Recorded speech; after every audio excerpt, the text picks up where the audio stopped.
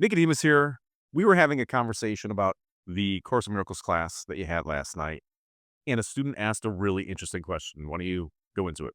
Yeah, and this question that was asked last night has been something that I've sat with for so long.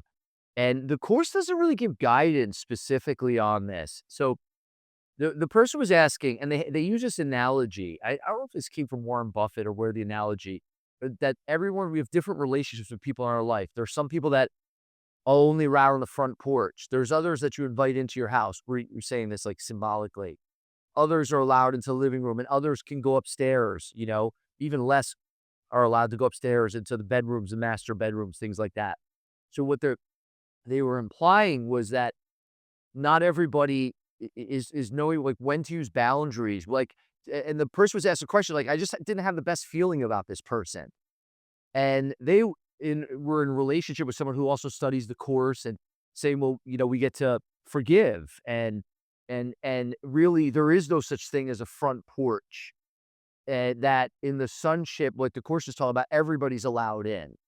And it was really brings up an interesting idea of, like, this how do we navigate through the world practicing forgiveness and still have different types of relationship? There's some people out there that have, whether you wanna call rituals or they play around with darkness. There's many people out there like that. Does that mean that everybody is, like, you get to hang out with everyone that's like that, and that they're supposed to be like, forgiveness is you're just allowed into my life? I I I've sat with that question, and that was really the question that came up, last night, and I sat with that question for a long time. Not just obviously last night. Last night I spoke into it, but for myself, like, what does forgiveness look like? And I think there's a key point of what a distinction in the course between form and content. And content relates to the content of the thought system or the thoughts in our mind. So how we see the person is of the utmost importance. The form of the relationships all shift. I mean, there's no, first off, I said this last night, there's only 24 hours in a day. If I sleep 8 of those hours, it's 16 hours. I made a joke. I said, you know, I'm hanging out most of those hours with my wife and my family.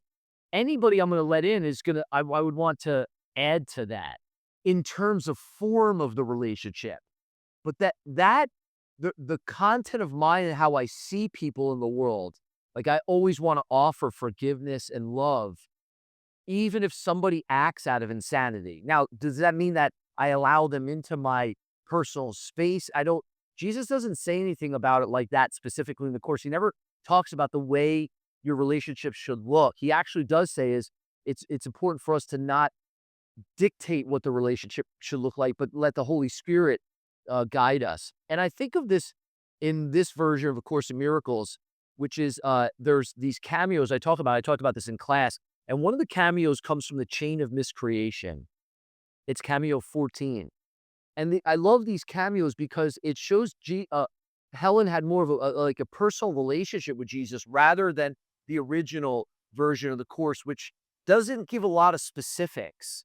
But when you start to read these cameos, you could see that Helen was really guided very specifically by Jesus in certain situations, and they were having a really tough day, and it kept snowballing. We've all had days like that, and Jesus called it the chain of miscreation. I love what he says in here. I want to read to you these two things. I think if we keep these in mind, these three components, uh, he says that the day that Jesus is teaching Helen and Bill to had is just the opposite of the day that they had. And Jesus goes through it and breaks it down.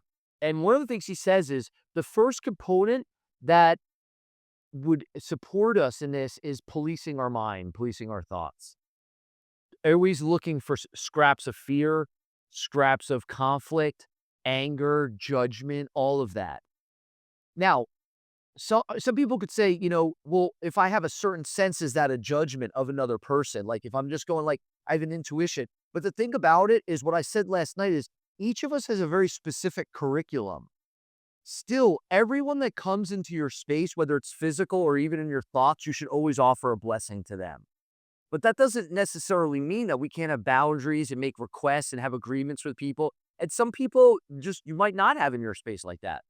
So the first thing is policing our thoughts, going back to what Jesus is saying here, policing the mind, always looking for thoughts that need correction. The second is asking for guidance. And this really comes down to the heart of it. And what I was saying to the student last night is I can never tell anyone how they should be or what they should do in their life because the goal is for us to fire ourselves as our own teacher. So if I don't perceive my own best interest, how can I tell someone else what their own best interest is? I will say this, the Holy Spirit in the second one, asking for guidance, the Holy Spirit is going to lead us very specifically. And each person has their own unique curriculum. For somebody else, it could be loving from a distance and walking away from a situation that maybe is not healthy for them. Someone else could, but still to offer blessings and forgiveness.